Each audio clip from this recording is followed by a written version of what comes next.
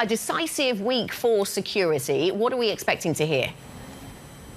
Well, Anna, we have a meeting that's happening today, of course, in Geneva between U.S. officials and Russian officials, which I believe is about to start. And then, of course, we go into Wednesday. That is a key date to watch out. We know that NATO is meeting, and NATO's at the core of the tensions that we're seeing play out in Ukraine. Now, a lot of the Bloomberg reporting, as you know, this week, suggesting that the United States is preparing a full package that would see major sanctions kick in on Russia, that could see the country being shut off from the SWIFT payment system. It could also see export controls in key industries and also shut off essentially its international companies. Now, in the most extreme case, you could see Russia isolated in the same way that countries like Syria and Iran are isolated right now. Now, the other thing that I would point, of course, is that Europeans said that they agreed with this language. The idea of immediate and very big sanctions going in and kicking in on Russia. The question is whether or not some of the economic impact would prevent them from taking on that very tough line that the European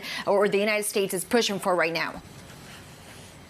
Good morning, Maria. As you say, there's that kind of contradiction for the EU between wanting to be any part of outcome concerning Ukraine, supportive of sanctions, but also concerned about the economic costs. How is it going to reconcile those two things?